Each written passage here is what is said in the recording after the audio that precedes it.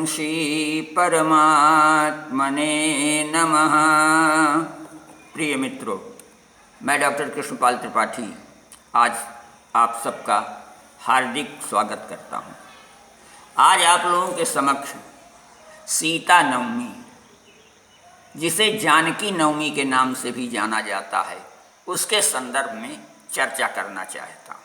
यह सीता नवमी अथवा जानकी नवमी वैशाख शुक्ल पक्ष की नवमी तिथि को मनाई जाती है।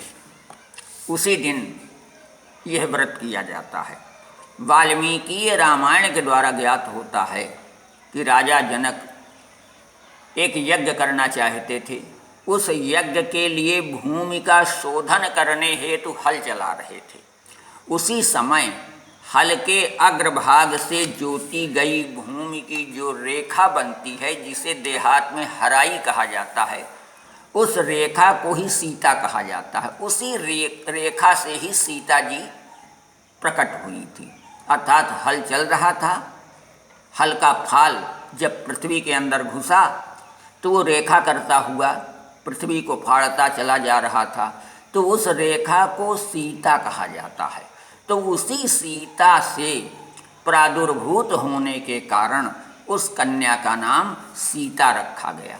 ऐसा महर्षि वाल्मीकि रामायण में मिलता है। वहाँ उन्होंने कहा है, अथ मे कृषतः क्षेत्रम लांगलादुत्थिता ततः क्षेत्रम शोधयिता लब्ध्वा नामना सीतेति विश्रुता।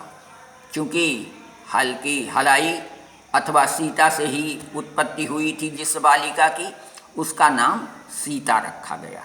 ये घटना संयोग बस वैशाख शुक्ल पक्ष नवमी तिथि को हुई थी। इसलिए वैशाख शुक्ल पक्ष की नवमी को सीता नवमी या जानकी नवमी या जानकी जयंती के रूप में जाना जाता है।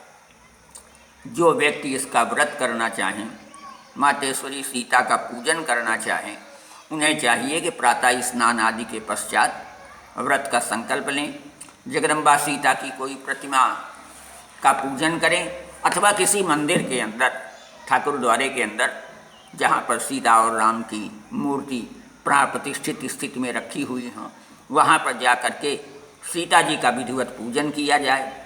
पूजन में सारी सामग्री जितनी आपके पास सुलभ हो सके वो सामग्री उन्हें समर्पित की जाए। श्रद्धा और भक्ति के साथ उनका नाम स्मरण किया जाए और अंत में उनकी प्रार्थना की जाए।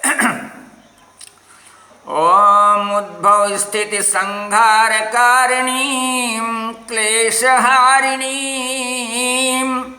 सर्वश्रेयस्करीं सीतां नतोऽहं रामवल्लभाम्।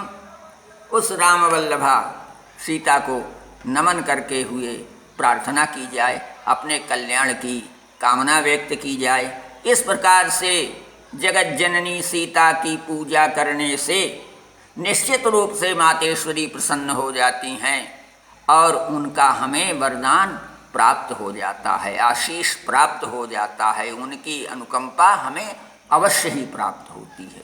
ये तो सुनिश्चित है कि वो माँ हैं, जगत माता हैं।